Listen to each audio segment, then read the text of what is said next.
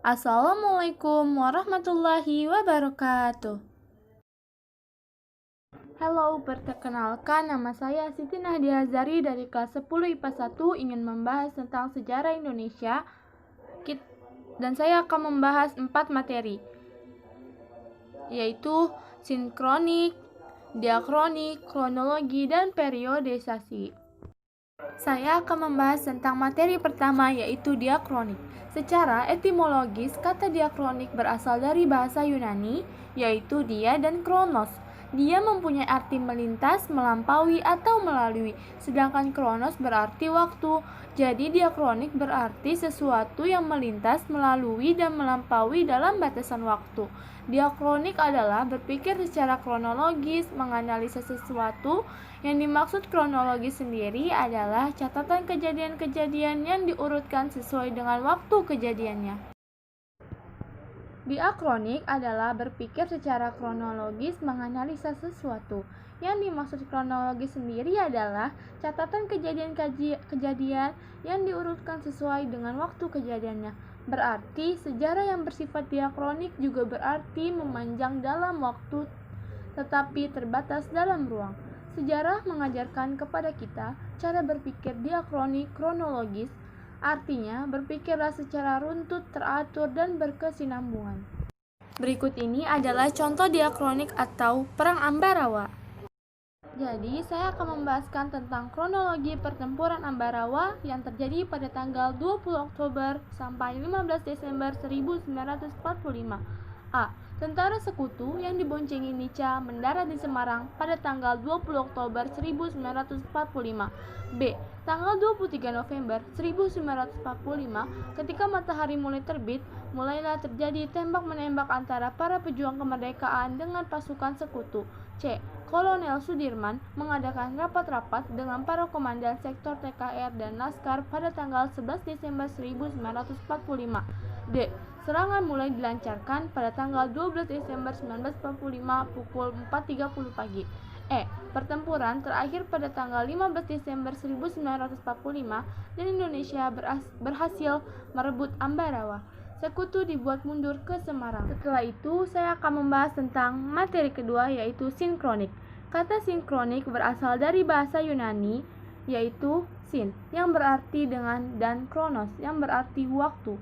Adapun dalam Kamus Besar Bahasa Indonesia, sinkronik diartikan sebagai segala sesuatu yang bersangkutan dengan peristiwa yang terjadi pada suatu masa.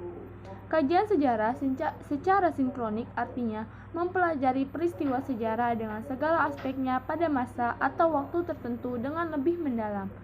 Lebih lengkapnya dapat dijelaskan bahwa konsep sinkronik dalam sejarah adalah bagaimana mempelajari atau mengkaji pola-pola, gejala, dan karakter dari sebuah peristiwa sejarah pada masa tertentu. Setelah kita mengetahui sinkronik, saya akan menampilkan contoh sinkronik atau Perang Surabaya. Setelah itu, saya akan membacakan kronologi perang di Surabaya. 2. Kronologi pertempuran Surabaya yang terjadi pada tanggal 27 Oktober sampai 20 November 1945. A. Tentara Inggris bersama Nica mendarat di Surabaya pada tanggal 25 Oktober 1945. B. Setelah insiden perobekan bagian biru bendera Belanda pada tanggal 27 Oktober 1945, meletuslah pertempuran pertama antara Indonesia melawan tentara Inggris. C. Gencatan senjata antara pihak Indonesia dengan pihak tentara Inggris ditandatangani pada tanggal 29 Oktober 1945. Setelah saya membacakan kronologi pertempuran Surabaya, saya akan membacakan keadaan ekonomi Indonesia pada tahun 1998. Keadaan ekonomi Indonesia pada tahun 1998 sangatlah terpuruk. Terjadi kerusuhan di mana-mana, bahkan sampai Presiden Soeharto mengundurkan diri. Terdapat banyak hutang perusahaan dan negara yang jatuh tempo pada tahun 1998 yang membuat banyak perusahaan gulung tikar. Akibatnya, angka pengangguran meningkat pesat. Pelemahan nilai tukar rupiah terhadap dolar Amerika Serikat hingga 15.000 per dolar Amerika Serikat membuat harga-harga barang meningkat pesat. Akibatnya, inflasi semakin tidak terkendali, pendapatan per kapita Indonesia juga menurun drastis.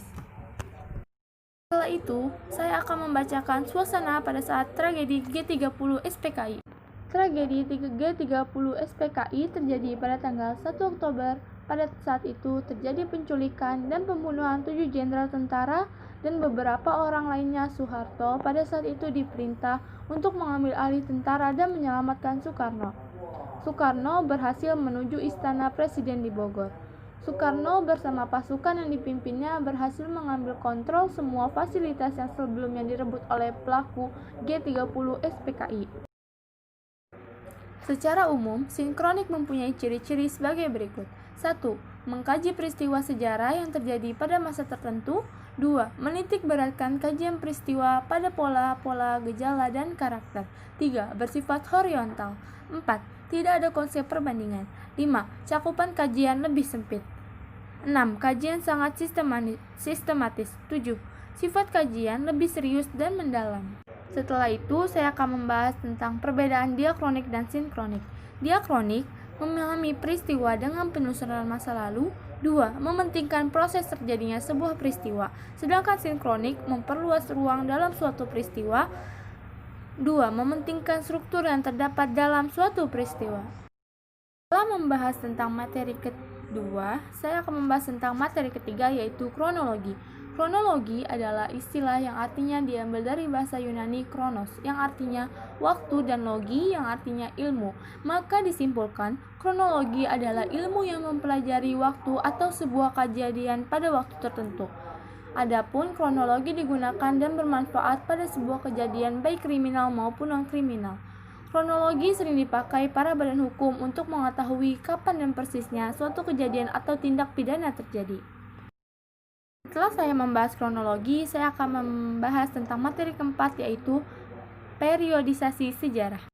Periodisasi sejarah adalah rentang waktu masa sejak manusia ada hingga sekarang.